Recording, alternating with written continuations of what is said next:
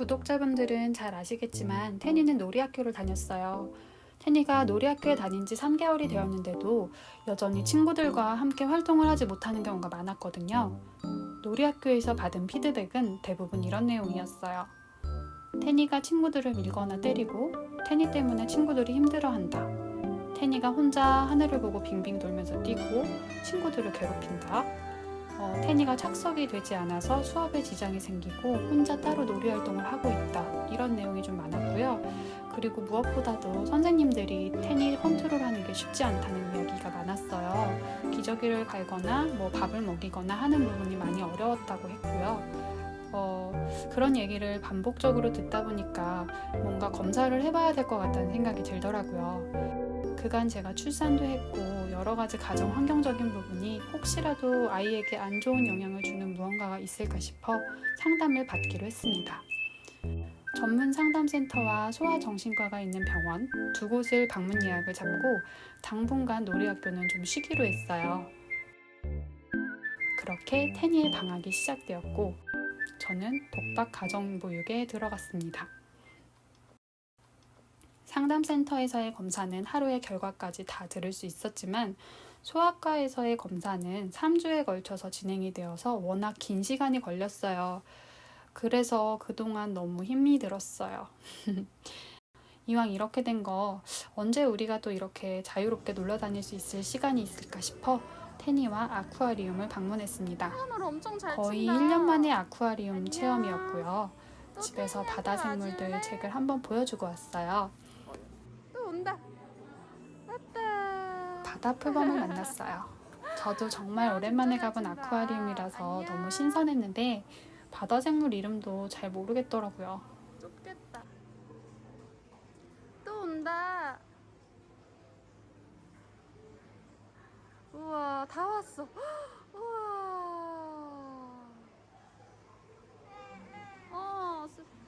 우와, 진짜 멋지다.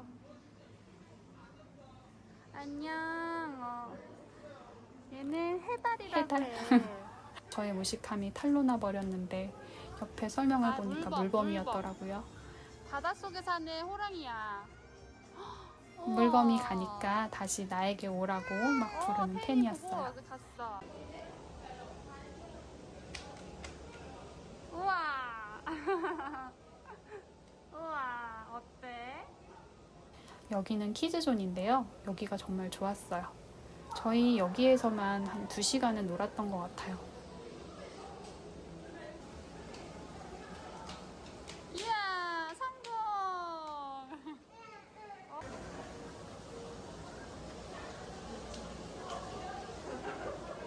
아니, 앉아서 봐. 이거 얘는 깨물어. 앉아서 봐, 앉아봐. 우와, 엄청 크다. 너가 밥 줄 거 같나 봐.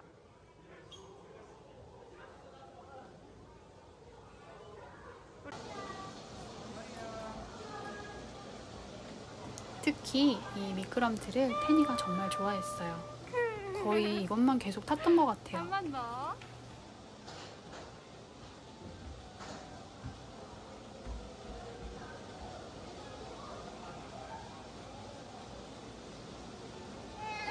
테니다.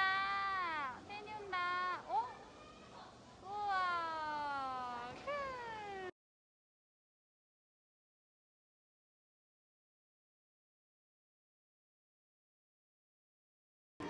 기다려. 엄마 이거 넣어줄게. 두 번째, 멋진 둥지 재료를 골라준다. 다른 펭귄의 둥지에는 없는 특별한 둥지 재료를 그녀에게 선물한다.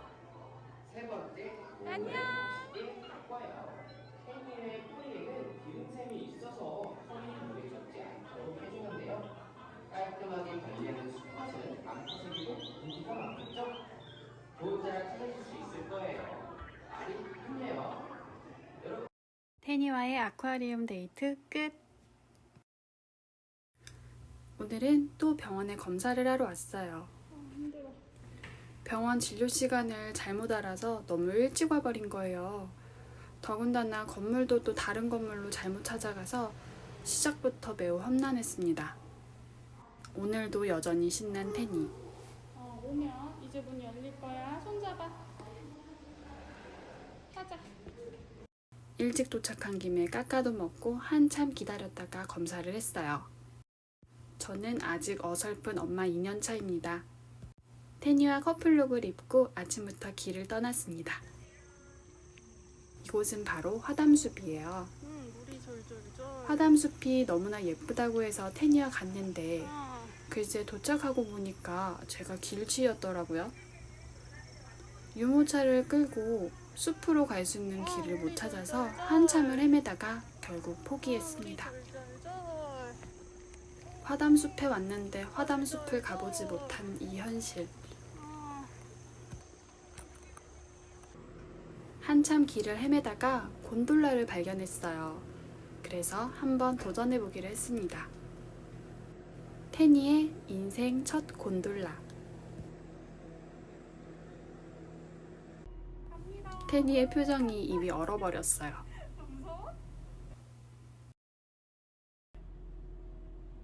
시작은 매우 순조로웠습니다.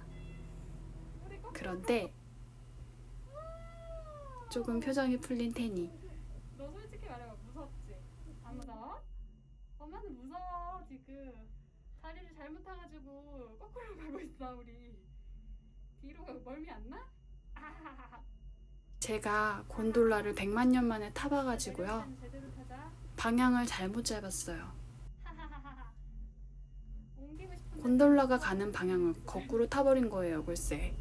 너무 무서워. 어떡해. 이게 뒤로 타니까 진짜 무섭더라고요. 엄마 너무 무서워.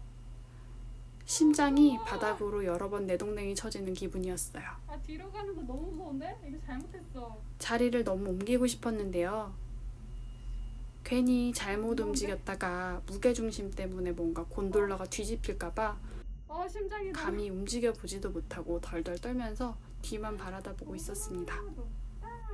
영상 촬영을 잠깐 멈추고 바닥에 납작 엎드려서 반대편으로 이동을 했고요. 세상에, 곤돌라를 거꾸로 타면 핵무섭다는 걸 전 이제서야 배웠어요. 그거 하고 싶어? 화담숲 하늘공원에는 모래놀이 공간도 있었어요.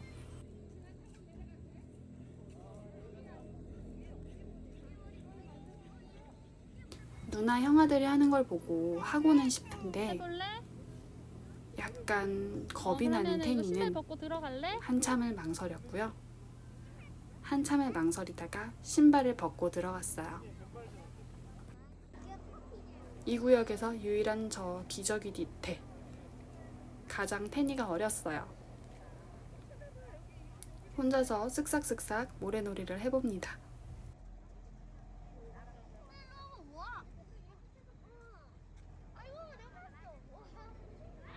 표정이 왜 그래? 그거 왜 들고 나와?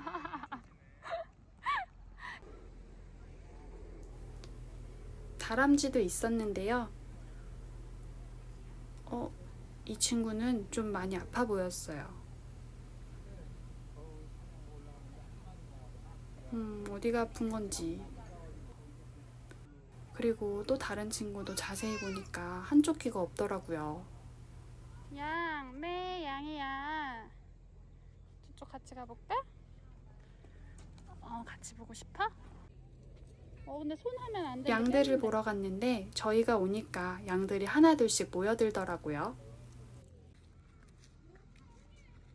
안녕. 깜짝이야. 깜짝이야.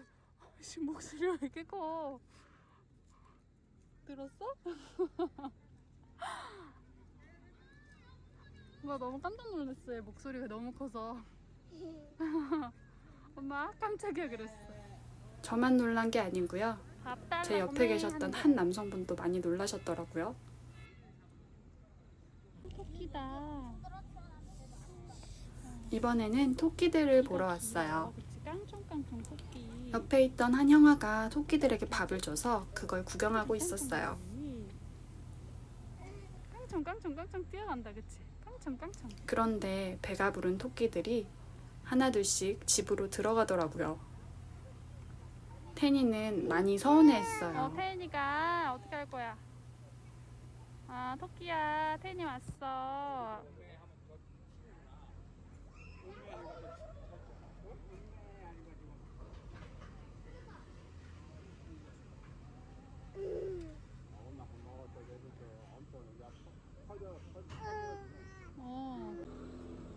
화담숲 하늘공원은 아이들이 구경할 게 참 많았고요. 유모차를 가지고 다니기도 길이 괜찮더라고요.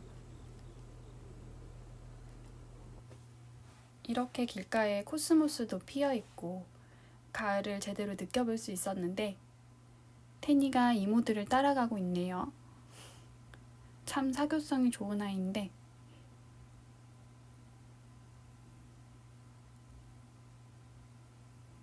아이고 또 넘어졌어요.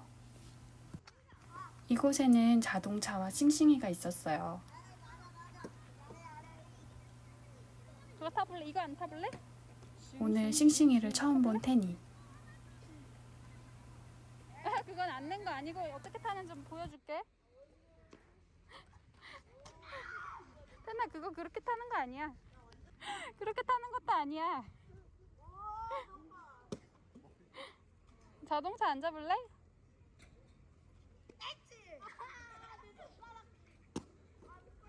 무릉무릉무릉무릉. 자동차 탈래? 해봐. 타봐. 빵빵.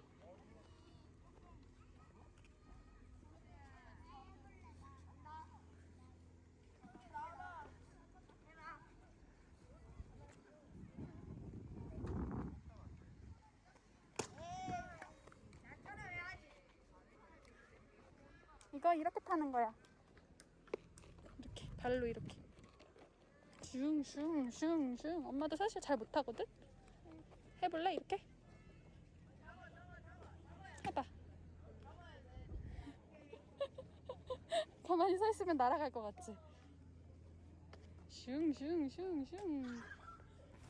이거 타는 방법을 알려줘야 될 것 같은데 막상 저도 엄마 잘 어떻게 봐. 타는지 잘 모르겠는 거예요. 그래서 한번 타보는데요. 이렇게 타는 게 맞는지 절룩절룩거리고 있었어요.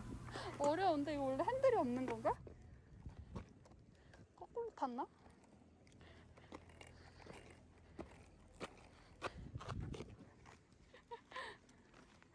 빵빵. 빨간 자동차.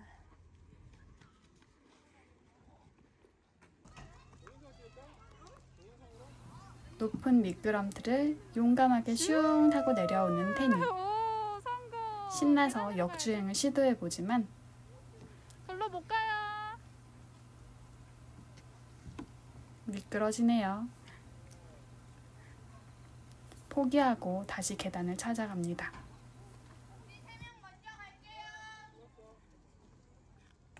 다시 한 번 더 미끄럼틀을 타러 올라온 테니. 그런데 앉아서 내려오지 서 않고 있는 거 계속 아니야. 저러고 있어요. 아니야 위험해. 태나 제발 앉아. 위험해. 뒤에 지나가던 안 돼. 행인분도 제발 앉아. 위험하다며 소리를 앉아. 지르시더라고요. 서 있지 마. 위에 무서워 죽겠어. 어디서나 테니는 여럿의 심장을 앉아. 조금 힘들게 합니다. 옳지. 용감한 잘한다. 건지 무모한 건지 모르겠어요. 오늘도 병원 가는 길. 오늘은 검사 결과가 나오는 날이에요. 이렇게 병원을 자주 갔더니 테니의 병원 울렁증이 극복되었습니다. 신기하게 병원 도착하면 막 진료실 문을 열고 선생님을 만나러 간다고 하더라고요. 테니의 검사 결과는 표현 언어와 언어 전반적으로 1% 미만에 해당해서 언어 발달 지체로 평가가 되었어요. 18개월 차 때 갔던 영유아 검진 때도 언어가 좀 늦다고 했는데 그 이후로는 표현할 수 있는 단어가 하나도 늘질 않았었거든요. 좀 느리다고 생각은 했지만 1%라니 좀 많이 놀라웠어요. 언어 치료를 하면서 집에서도 적절한 언어 자극을 위해서 신경을 좀 많이 써야 한다고 하더라고요. 그리고 발달 평가는 실제 연령에 비해 5, 6개월 정도 지연되는 상황이라고 하고 무엇보다도 자폐평가에서 경계선 수준으로 나왔는데요. 자폐평가에서 30점부터는 자폐로 평가한다고 하더라고요. 그런데 저희 테니는 28점이 나왔습니다. 검사 결과를 보니까 경증 비정상인 부분들이 좀 많은 것이 눈에 띄었어요. 저는 정말 충격적이었습니다. 사실 조금 늦은 거에 대해서는 걱정을 안 하고 있었어요. 아이들마다 자랄 때 속도가 다를 수 있다라고 생각을 했거든요. 그런데 자폐 경계선이라는 이야기를 들으니까 뭔가 되게 무섭다는 생각이 들었어요.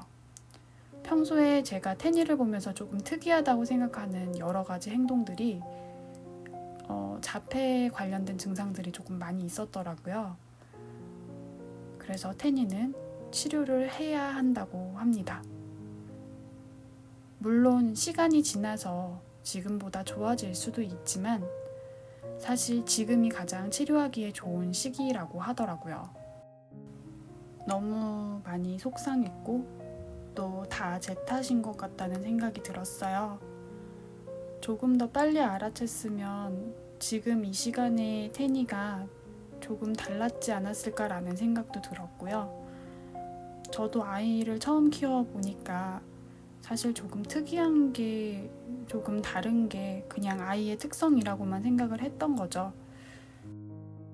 제가 태니를 육아를 하면서 참 힘들어했던 부분들이 몇 가지가 있었는데 그 이유도 발달과 이런 부분에서 연관이 많이 있다고 하더라고요. 저희 태니는 아직 자폐는 아닙니다. 하지만 조금은 가까운 쪽에 있는 상태인 것 같아요. 아이를 위해서 적극적으로 개입을 해야 할 것 같다는 생각을 했고 저희는 치료를 시작했습니다.